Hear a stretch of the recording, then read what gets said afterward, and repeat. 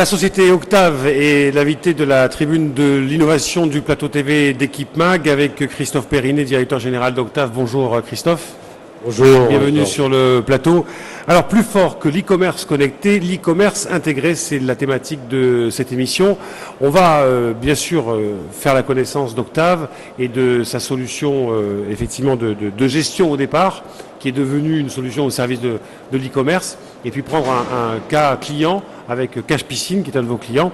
D'abord, je voudrais avoir quelques éléments, comme on dit corporate, un petit peu sur Octave. D'où venez-vous? Qui êtes-vous? Et quels sont les chiffres clés de la société? Alors, donc Christophe Perrinet, je suis associé avec mon frère Michel, qui a la direction maintenant depuis 6 ans. C'est une société que j'ai eu la chance de lancer il y a désormais 18 ans. On vient des Pays de la Loire, d'Angers, on rayonne un peu partout en France, ou plutôt dans les pays francophones. Et en effet, comme vous l'avez dit, historiquement, on vient du monde de la gestion. On a créé depuis 1998 ce qu'on appelle un ERP, un ERP qui s'adresse à des gens qui font du commerce. Et puis au fil de l'eau, on s'est aperçu qu'il y avait de plus en plus de demandes pour interfacer les outils de vente avec des sites internet, des sites marchands. Et on a compris dans les années 2004 que finalement la clé de succès du e-commerce ou du catalogue en ligne, c'était la data, la donnée. Donc on s'est lancé dans une nouvelle aventure en complétant notre savoir-faire d'informaticien de gestion en intégrant ce qu'on appelle une véritable web agency. Et donc là, on a été chasser des experts du métier de l'agence web. Et désormais, on a ce double savoir-faire, c'est-à-dire les outils de gestion pour vendre et également le site internet. Octave, c'est combien de salariés? C'est 50 bientôt, là, on passe la barre tout juste dans les 15 jours qui viennent. Et quel CA? Alors on est entre 3 et 5 et 4 millions d'euros. Très bien, donc une belle réussite, encore une entreprise française qui réussit, qui progresse, qui est en croissance, c'est bien de le signaler. Alors, vous le dites, vous venez de ce qu'on appelle l'informatique de gestion, et vous citiez le RP qui a été la grande solution dans les années 90, on va dire, pour effectivement arrêter d'empiler des briques sur des briques et être beaucoup plus cohérent. Et puis vous êtes allé, comme vous l'expliquez naturellement, vers le web, vers les solutions web e-commerce. Cette montée en puissance de l'e-commerce, elle aspire un petit peu les clients.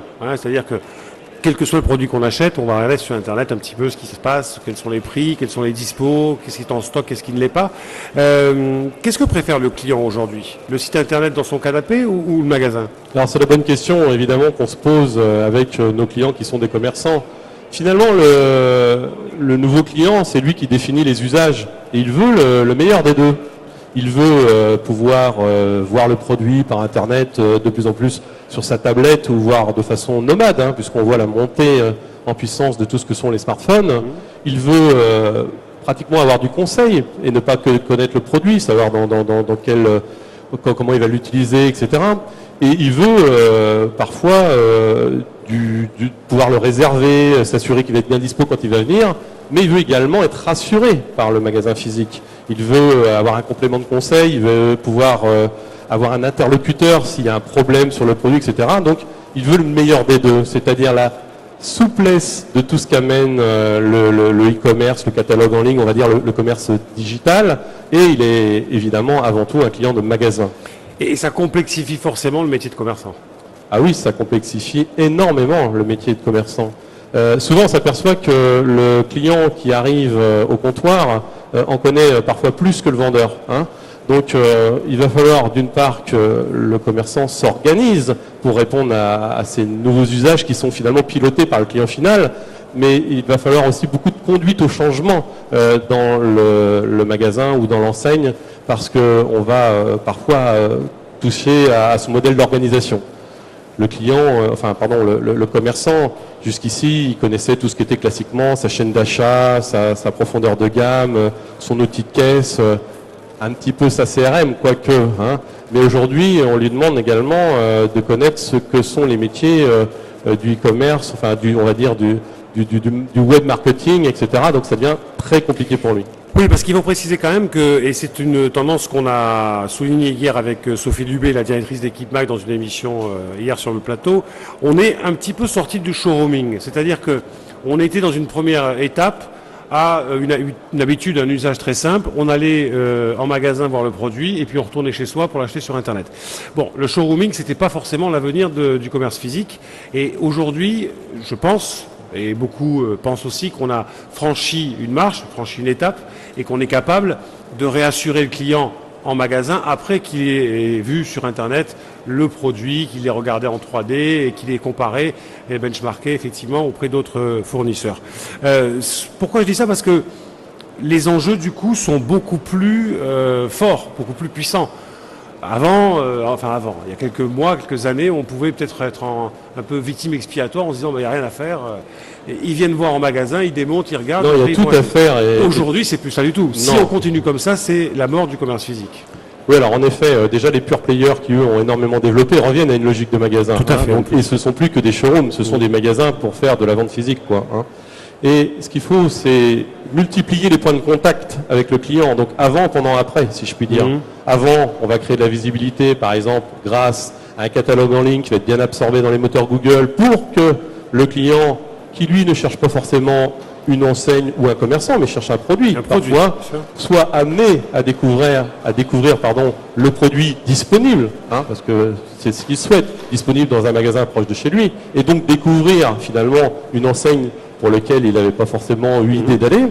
Et ensuite, on va dérouler tout ça avec une vente plus classique, et on va chercher à mieux le connaître, ce client, pour pouvoir le retravailler. C'est un petit peu ce qui a changé finalement, c'est que de la puissance et de la notoriété de son site e-commerce dépend effectivement la garantie, ou découle la garantie qu'il va venir en magasin. Oui, c'est un vrai levier de visibilité et puis un vrai levier de différenciation. Par exemple, je pense, là on vient d'accompagner une enseigne assez nouvelle qui est à peine connue encore, qui s'appelle Bad Bouille, qui est dans la puériculture, et on cherche à chaque fois comment, sans qu'il y ait d'étanchéité entre le magasin et le site internet, le commerçant va emmener une vraie valeur ajoutée de service pour son client, parce que c'est bien ça, il est dans un milieu hyper concurrentiel, et le sujet c'est comment lui-même va se différencier du magasin concurrent qui est proche de chez lui. Par exemple, dans la puériculture, il y a un sujet qui est ce qu'on appelle la liste de naissance. C'est un sujet complexe, la liste de naissance. La maman, elle va peut-être démarrer sa liste de naissance sur sa tablette dans son canapé. Sûrement même. C'est de plus en plus, en effet. Mais elle va être très rassurée par le vendeur qui va lui l'aider peut-être à optimiser ses choix ou les faire évoluer, etc. dans le magasin, qui va reprendre une liste de naissance qui a été démarrée finalement sur le site internet. Puis après, il y a le sujet de la diffuser. La maman, elle va la diffuser à toute sa communauté, les parents, tout le monde. Et il va y avoir ce qu'on appelle les contributeurs. Les contributeurs qui vont dire, bon, moi, j'achète ça pour la maman, pour le événement, ou je laisse un petit peu de monnaie, je fais un bon d'achat, etc. Eh bien, quand ces sujets sont en silo, c'est-à-dire ils sont mal mariés, ça ne marche pas. C'est très, très complexe. Alors, on va prendre l'exemple d'un de vos clients, Cache Piscine. Cache Piscine, je crois que c'est une cinquantaine de magasins, c'est ça? Cache Piscine, c'est 54 magasins. C'est en effet un projet qu'on vient d'accompagner. C'était assez intéressant quant à l'expérience qu'on a mis en œuvre. Donc on a commencé assez classiquement, c'est-à-dire à refaire d'abord le site internet de l'enseigne pour créer... Il était bien fait, son site, mais on l'a refait pour amener plus de services. D'accord ? Donc on a commencé par créer un site qui emmène du monde au magasin. Donc vous cherchez un robot Zodiac, top, vous le trouvez à côté d'Agen ou à côté de Bordeaux. Ensuite, on informatise les magasins en leur mettant le système de caisse, avec des fois des très fortes montées en charge. Ils peuvent avoir jusqu'à 600 tickets jour ou matinée, je ne sais plus, quand il commence à faire beau du côté de Bordeaux, parce que tout le monde court aller chercher du chlore pour mettre dans sa piscine. Et ce changement de logiciel, c'est bien plus qu'un système de caisse. C'est également le logiciel de SAV, parce qu'il y a beaucoup de suivi. Et c'est un logiciel de CRM, parce qu'on va s'intéresser à savoir si c'est une piscine outdoor, une piscine enterrée, etc. Et on a créé également 54 sites internet. C'est ça la nouveauté, un par magasin. Et là, c'est un réseau franchisé ou c'est uniquement des succursales? Alors, c'est une enseigne qui a des adhérents qui sont tous indépendants. Donc ça c'est intéressant, avec certains adhérents qui ont, eux, plusieurs magasins, c'est-à-dire 4-5 magasins, ce qu'on appelle un groupement de magasins. Donc il a fallu, dans le même système d'information, arriver à partager les informations, mais aussi à les cloisonner. parce que le magasin de Bordeaux, qui a 4-5 magasins, il va faire des transferts avec la possibilité de déclencher automatiquement des refacturations fin de mois, etc. Mais surtout, chacun des magasins a un site internet dont les données viennent en temps réel de son outil de gestion, c'est-à-dire la disponibilité des stocks, c'est-à-dire les tarifs par cible de clients, parce qu'on travaille avec du particulier, mais on travaille aussi avec l'installateur qui a des prix préférentiels, c'est-à-dire le suivi des reliquats de commandes, parce que parfois on passe des commandes de choses qu'on va se faire livrer dans le temps, surtout quand vous montez une piscine, c'est un vrai sujet qui s'étale. Oui. Hein. Et donc, au départ ça paraît simple et après c'est plus compliqué, oui. Et le client final, quand il va être logué sur le site internet, il va pouvoir suivre tout son parcours. Et finalement, le site internet, il ne sert pas à vendre à distance, c'est pour ça que ce n'est pas un site de e-commerce. Il sert à créer du service et à donner de la valeur ajoutée pour le commerçant qui, lui, ne peut pas faire le PIM, il ne peut pas gérer le catalogue. Alors, question très, très basique, entre le site internet Cache Piscine global et les 54 autres sites, les points d'entrée, c'est-à-dire qu'on rentre dans un site global et ensuite on choisit le site du magasin où on va se servir d'habitude. Disons qu'il y a plusieurs points d'entrée possibles. Le magasin d'Agen, lui, il va peut-être faire une campagne qu'il décide lui-même sur ses propres tarifs qui sont différents du magasin de Bordeaux, parce que lui, il a un milieu concurrentiel qui est un état de fait. Donc il va faire une publicité sur, une campagne, sur son site cachepiscine/Agen. Premier point d'entrée. Donc là, le client qui connaît le magasin rentre directement dans les campagnes disponibles du magasin. Avec du push mail, effectivement, il peut récupérer le client. Oui. Voilà, du push mail qui va peut-être être fait dès en amont la caisse. Parce que quand il a fait un acte d'achat, on va essayer de lui donner des incentives, c'est-à-dire un jeu concours ou des avantages. Je veux dire, vous pouvez télécharger votre devis ou votre facture également sur le site internet. Donc on va vraiment faire tout pour que, en amont, s'il n'est pas du tout prêt à aller sur le site internet, il ait des intérêts d'y aller. Et puis l'autre point d'entrée, c'est en effet le site de l'enseigne qui lui est référencé. Pour des sujets de duplicate content qu'on connaît tous, on ne va pas pouvoir faire 50 sites référencés. Il faut effectivement qu'on ait un site pour être référencé sur Google. Deux questions. La première a trait, je dirais, à l'acceptation du changement, parce que là vous rentrez dans un changement qui n'est pas neutre. Hein, on change les sites internet, on réfléchit. Ça s'est bien passé avec votre client et vos clients? Alors, c'est pas fini, donc j'aimerais bien dire tout s'est bien passé. Jusqu'ici, ça s'est très bien passé. Hein. Mais le plus dur est fait parce qu'on a mis en œuvre les premiers magasins pilotes, défini le modèle, on a ajusté le tir et là on est en train de déployer la suite. Donc, ils l'ont compris, je veux dire, les clients, enfin vos clients en B2B, ont compris l'utilité effectivement de cette mise en cohérence. Oui, ils ont bien compris que pour faire la différence sur un terrain hyper concurrentiel, ces outils qu'on leur mettait à disposition, parce qu'eux, ils ont plus une culture de points de vente, et c'est l'enseigne qui leur amène un maximum d'outils et de valeur ajoutée, notamment le PIM, la gestion du catalogue. Quand vous vendez un robot, c'est pas qu'une image et un prix, c'est une doc technique, c'est des conditions d'utilisation, c'est des préconisations, c'est du conseil, vous voyez ce que je veux dire? Eh bien ça, ils peuvent désormais le faire pour tous leurs clients dans leur zone d'achalandise, parce qu'ils vont partager un PIM, ce qu'on appelle un catalogue qui a été mutualisé pour tous les magasins de l'enseigne. Et ma deuxième question, mais je ne sais pas si vous pourriez y répondre, c'est est-ce qu'on a un ROI, est-ce qu'on a déjà quelques éléments d'augmentation de CA ou de part de marché? Alors, c'est un peu tout pour le dire, mais on a des très bons indicateurs et donc, par exemple, le DSI que j'ai eu encore ce matin, Cédric Guiraud, nous disait que sur les week-ends où il a fait très chaud et qui sont...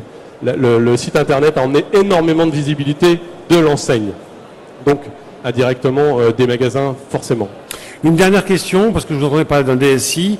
Bon, là, ce sont des enseignes moyens. Oui, middleware. Middleware, on va dire. Hein, on est vraiment entre 1 et on est jusqu'à 150. Aujourd'hui, on a d'autres expériences avec des gens qui dépassent les 100 magasins, mais on n'a pas d'expérience de 300, 400 middleware. magasins. Dans ces organisations-là, on trouve qui comme interlocuteur? Parce que on disait sur ce plateau encore hier que certaines majors, enfin ou des grandes entreprises, avaient carrément nommé des directeurs omnicanal, enfin on peut les appeler comme ça, qui étaient non pas au-dessus de la mêlée, mais qui étaient vraiment transversaux et qui pouvaient discuter d'égal à égal avec le DSI, avec le directeur supply chain. Dans ces organisations comme Cache Piscine, on discute avec qui? Non, on va pas trouver. Voilà, en effet, on va pas trouver ces postes-là parce que c'est lié à la taille de l'enseigne. Oui, bien sûr. Et justement, c'est là qu'on va suppléer nous en emmenant beaucoup de valeur ajoutée de consulting. Accompagnement au changement, oui. Voilà, donc les équipes qui sont les derniers collaborateurs qui sont embauchés sont plus embaucher pour des expertises que du déploiement opérationnel ou technique. La technique vient au service du projet. Mais le point d'entrée, ça reste le DSI quand même. Ça reste le dirigeant. Non, ça reste le dirigeant. Ça reste les gens qui connaissent bien la stratégie du groupe, qui connaissent bien les règles métiers. On travaille aussi pas mal avec les opérationnels, mais sous gouverne de la direction. Ben voilà un bel exemple d'une société née il y a 18 ans, c'est ça, du côté du Maine-et-Loire. Voilà, avec une petite croissance de 20% depuis 4 ans pour une SAG. Qui est passée de l'informatique de gestion, qui est un petit peu, quelque chose d'un peu rébarbatif quelquefois, un petit peu rude. Un petit peu rude, à aller en e-commerce, à l'accompagnement de ses clients vers des déploiements. Solution business canal, on l'appelle full business. Full business. Full business. Voilà. Très bien. Merci beaucoup, Christophe Perinet, directeur général d'Octave, exposant ici à Equipmag. Je vous souhaite un bon salon. Et puis, on se retrouvera, nous, un peu plus tard pour une nouvelle émission sur le plateau d'Equipmag. Merci. Merci.